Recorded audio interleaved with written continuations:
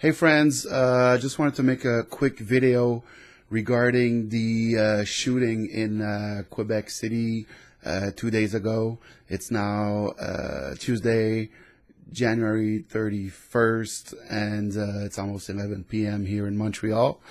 I want to talk about this because some people are wondering, could this be another false flag attack?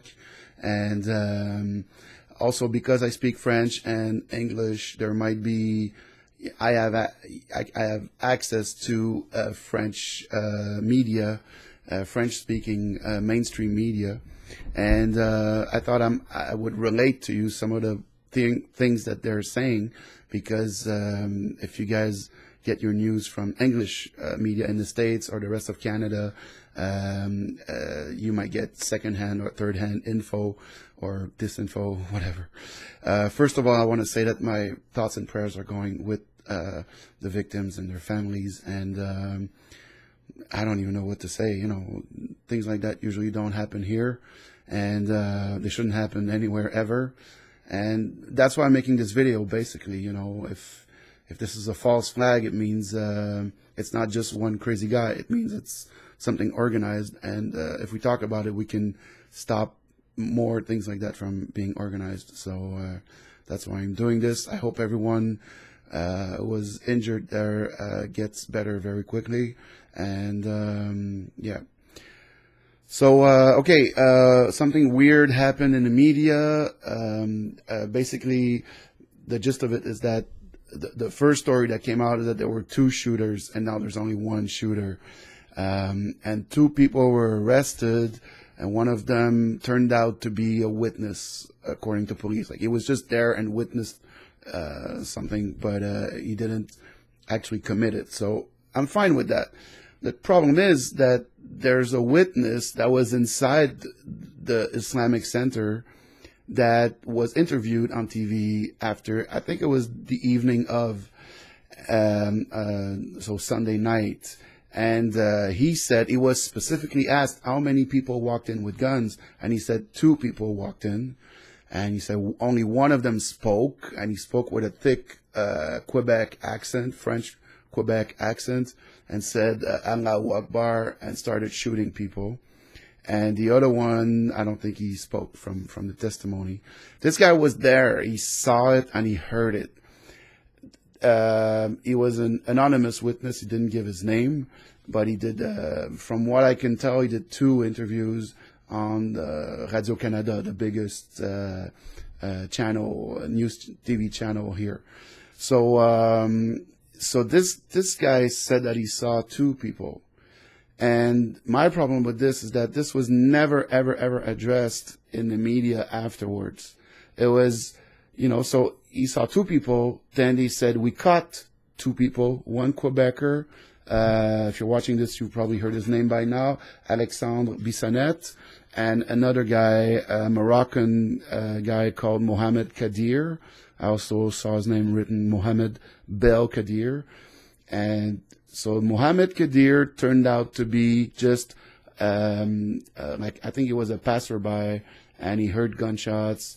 When the shots stopped, he walked in to try to help people, and then when the police came in, they thought he was one of the shooters, so they arrested him. The other guy, Alexandre Bissonnette, from what I understand, turned himself in, which is very rare in shootings. Usually they kill themselves, but anyways, so. Yeah, I find it very strange that nowhere in the media now are they talking about this second shooter. There was a witness that was there, and no one is saying like, a witness said that he saw two shooters, but he was confused, or it was a mistake, or no one is addressing this issue at all in the Quebec media, as far as I can tell.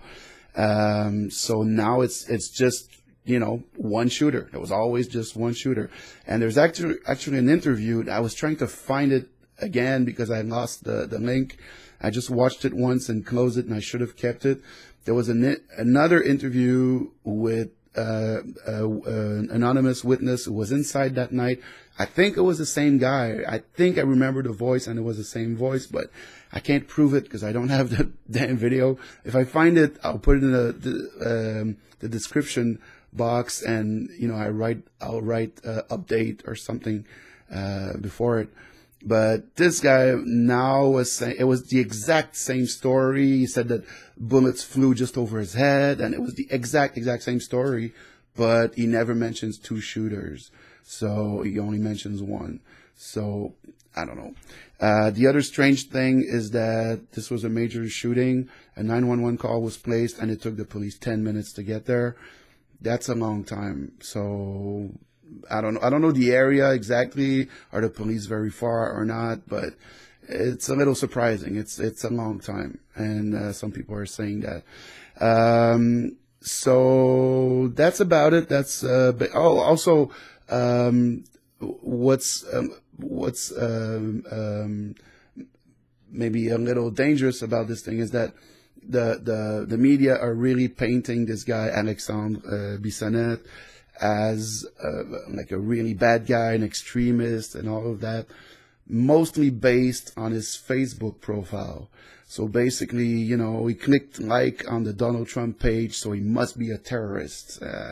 And I didn't visit his Facebook, and I didn't go through all that. But it doesn't seem very credible. The evidence that's presented. Like, I'm not saying this guy didn't do it. I'm not saying he's not a bad person. He might be, but I don't think there's that much evidence of that on his Facebook profile. And I think what they're trying to do is to shove down people's throat the idea that it's okay to arrest someone and condemn someone based on their internet history, basically, based on the page they like on Facebook, which is completely ridiculous and somehow not so surprising that they're trying to do that. So yeah, there's a new element, which is that I saw tonight that the police apparently said that they seized the tapes of 6 cameras that were there. 4 cameras outside, 2 cameras inside the Islamic Center. So that's a little encouraging, because usually when there's a false flag, cameras, they disappear, So if we have them this time, it might be it might lead us closer to the truth. Then again, we know that images can be manipulated, so who knows, really. So that's it. I just wanted to give my 2 cents. I think it's, the facts that I'm presented are that there were at least 2 interviews on what's supposed to be a serious channel with a guy who says he was inside the mosque, inside the Islamic Center when it happened, and he saw 2 shooters, one of them a Quebecer and the other one he doesn't know. And no media is addressing that at all. The next day it was 1 shooter, and it was never 2 shooters according to them, and that's it. And the police took 10 minutes to get there, and the media are really making people afraid with, if someone likes a Facebook page of something you don't agree with, they must be a terrorist. So that's about it. I hope this little report will help, and stay safe, everybody. Bye-bye.